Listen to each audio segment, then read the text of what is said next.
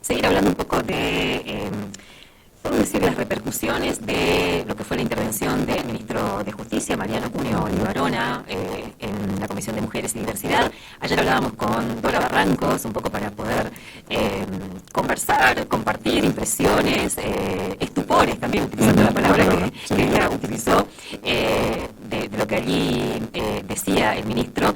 Y hay una cuestión que me parece que está interesante retomar, porque se ocupó de desacreditar, estigmatizar el trabajo hecho por los trabajadores de lo que fue el Ministerio de Mujeres, Géneros y Diversidad, desde la, si se quiere, desde la desinformación, la ignorancia o la animosidad. Sí, sí. Y quienes vimos un poco el trabajo de los equipos territoriales y fuimos viendo, podemos decir, faltaba un montón, pero no es lo que estaban contando ahí, digamos, ¿no? Y esta línea, para charlar un ratito, alguien que fue parte del Ministerio de Mujeres, Géneros y Diversidad, fue la subsecretaria de Abordaje Integral de las Violencias por Razones de Género, y ahora es parte del Ministerio de Mujeres, Géneros y Diversidad de la provincia de Buenos Aires. Es la subsecretaria de Políticas contra las Violencias de ese ministerio. Estamos hablando de Laurana Malacalza y está en línea. Laurana, muy buenas tardes, ¿cómo estás? Miguel Requerme, Alicia Rivas, te saludamos desde Misiones. ¿Qué tal? ¿Cómo les va? ¿Qué tal, Miguel, Alicia? Bueno, un gusto volver a comunicarnos. Muchas gracias por atendernos.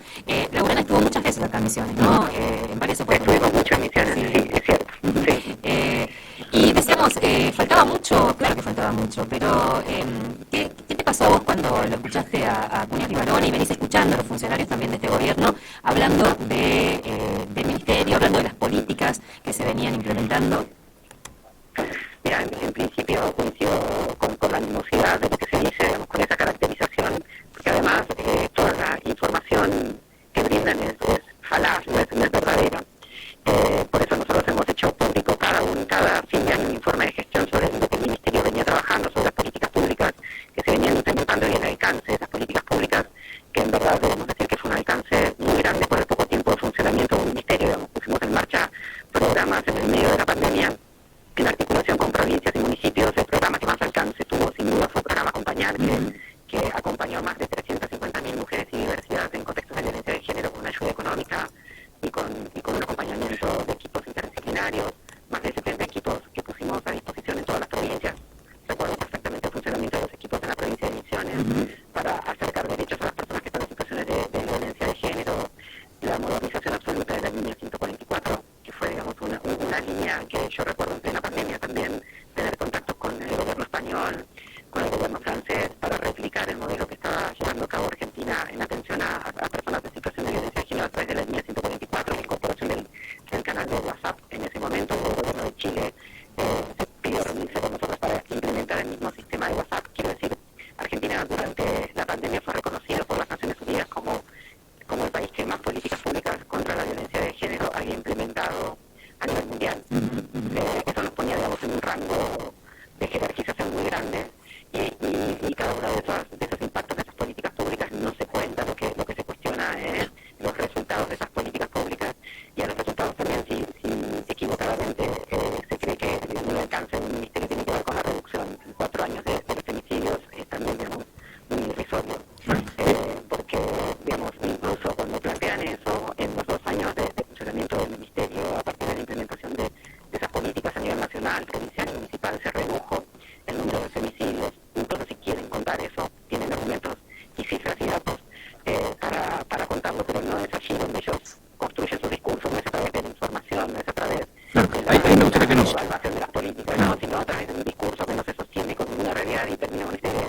Es tan falaz el discurso que construyen, que dicen que la violencia de género no existe. Y a la prueba nos remitimos de las altísimas cantidades de números de femicidios, de causas judiciales, de denuncias que se inician a diario. Yo ahora estoy cumpliendo funciones en la provincia de Buenos Aires. En la provincia de Buenos Aires tenemos 653 denuncias policiales por día por situaciones de violencia de género. Estamos ante un número enorme de casos de violencia que se reproducen en cada una de las provincias.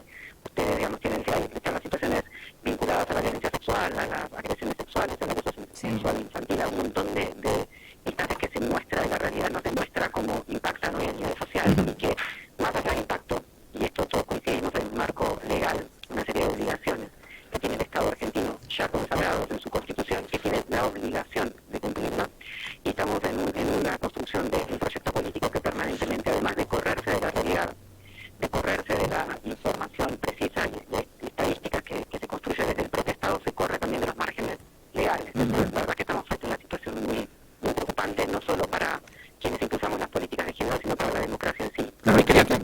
no sé si era un poco la pregunta que quería hacerte, porque este correrse, que acabas de enumerar con mucha eficacia, se nos ocurre que es una estrategia utilizada en todos los sectores. Si extrapolamos la situación de Cunha Barona y su discurso, cosas similares a esta están ocurriendo en muchísimos frentes al mismo tiempo. Eso es también violencia, digamos, mentir, contar verdades de pedacitos y solo el pedacito que nos conviene, o no contar nada, quitarle valor a todo lo que el otro hace. En fin, ¿cómo ven ustedes esta parte del asunto, que es una parte de lucha política importantísima también? Es un campo cultural que está en disputa de sentidos sociales, sentidos culturales, donde se apoyan en hacer creer que el mal de todas estas desigualdades que produce el propio sistema económico productivo que ellos impulsan y que profundizan tiene que ver con el funcionamiento del Estado. Todos sabemos que el Estado tiene una función de proteger y de promover y promover acciones para que esas desigualdades dejen de existir. Entonces construyen permanentemente un discurso de mucha falacia en torno a las consecuencias de los males que sufrimos los argentinos, que estaban producidos precisamente por el modelo de desarrollo económico, financiero y productivo y de decisiones políticas que se han ido tomando, pero no precisamente por responsabilidad de un ministerio o de trabajadores que diseñaron e implementaron, los funcionarios que implementaron un ministerio. Yo siempre digo lo mismo para ser como muy clara frente a quienes nos escuchan, ¿no? Frente al creciente problema de inseguridad que hay en nuestro país y en cada una de las provincias, nadie plantea el cierre del Ministerio de Seguridad ante la aparición de nuevas enfermedades o de distintas instancias de pandemias que existen. Nadie plantea el cierre del Ministerio de Salud. En todo caso, lo que se plantea son los desafíos para mejorar esas políticas públicas, para que mejorar sus alcances, para profundizar esas políticas públicas, para que esas políticas públicas sean rápidas para dar respuesta frente a distintas problemáticas sociales. El problema de la inseguridad vinculados a los delitos, el problema de las enfermedades, el problema de la violencia de género. Entonces, decir que un problema social es consecuencia del ministerio que estaba a cargo de esas políticas no hace más que acrecentar esa falacia y de generar, digamos, como también discursos, yo diría más que violentos, son discursos de odio, que son los que promueven estas violencias, ¿no? Porque la verdad que todo este proceso de estigmatización de los trabajadores estatales, las y los trabajadores estatales, de la estigmatización de determinadas políticas, como las políticas de género, no hacen más que recrudecer después de limitar las violencias que ocurren a nivel social. Después, cuando nos preguntamos por qué crecen los homicidios, por qué se acrecientan los hechos de violencia de género, todos sabemos que la violencia se sustenta en estructuras, y una de esas estructuras son las simbólicas y son las representaciones y los sentidos que se construyen desde estos lugares de poder. Entonces, estamos en una espiral de decir que primero de negar la violencia, de negar la responsabilidad política y legal del Estado frente a esas violencias y de reproducir las violencias a partir de los distintos discursos que se sostienen de esa instancia de poder. Yo diría de reproducir además de legitimarla, ¿no? Pensaba en lo que decía el ministro y un poco en las políticas que se fueron desmantelando en estos meses, ¿no?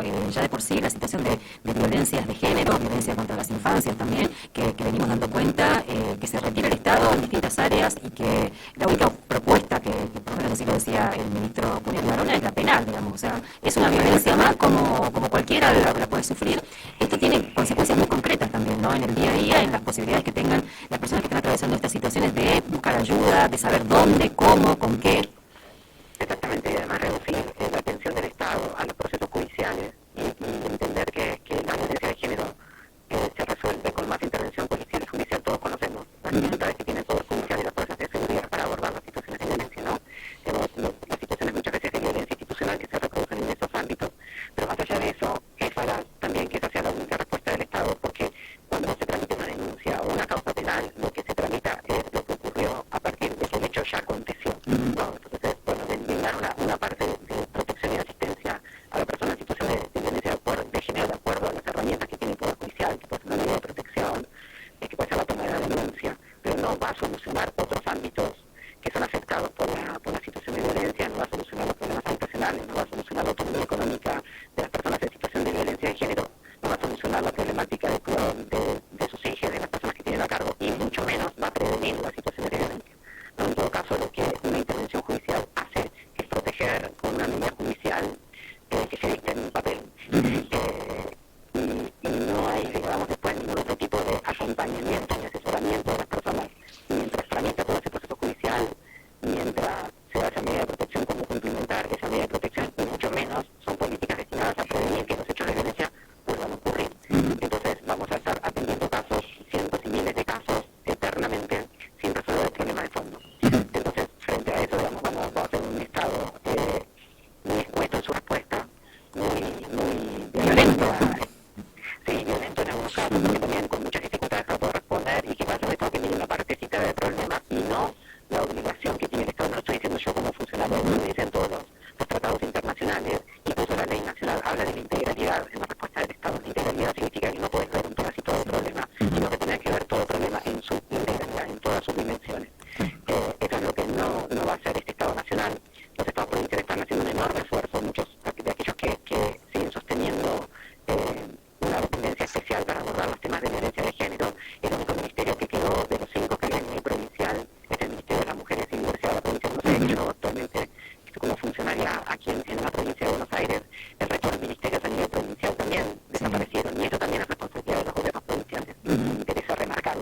Y también como es también responsabilidad de los intendentes, de los gobiernos locales de mantener y de jerarquizar las políticas contra las violencias de género, pero todos sabemos que los gobiernos locales tienen muchísimas limitaciones presupuestarias, porque en las distintas instancias de respeto a las autonomías municipales y las coparticipaciones provinciales a los municipios les llega muy poco dinero para, además del barrido, la limpieza, el mantenimiento de las calles, poder también desplegar una política de derechos humanos social y con perspectiva de género como se requiere para abordar las situaciones de violencia de género. Entonces, la verdad que estamos con un panorama donde desde el Estado Nacional se delega a las provincias con una chica enorme de la coparticipación. La provincia de Buenos Aires está siendo particularmente castigada por el Gobierno Nacional con una recaudación mucho menor de las provincias a partir de la enorme crisis económica que hay hoy, digamos, donde ni las empresas, ni las industrias, ni las familias pueden pagar sus impuestos en tiempo y forma. Entonces eso también afecta a la recaudación provincial, pero también las provincias y los municipios cada vez tienen menos recursos para dedicar a la política de prevención, de acompañamiento y de protección a personas en situación de violencia de género. Entonces estamos de verdad frente a un panorama donde es alentador más allá de los dichos, no solo desalienta lo que se dice, sino lo que se hace. Y frente a esto tenemos allí que encontrar las respuestas yo necesito, como responsabilidad de los estados provinciales y municipales de tratar de subsanar lo que antes Nación brindaba y ahora no lo brinda, pero aún con todas estas dificultades que trataba de enumerar recién. Laurena, queremos agradecerte este tiempo aquí en la radio de la universidad.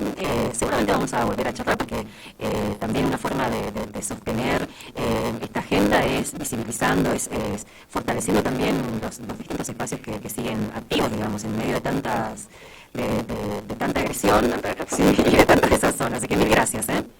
No, gracias a ustedes por darnos esta oportunidad de contar lo que hicimos y de pensar en torno a los desafíos que tenemos por delante. Yo siempre quedo a disposición, así que les mando un abrazo grande. Muchas gracias. Hasta luego. Muy bien. Hasta luego. Laurena Malacalza, ella fue hasta diciembre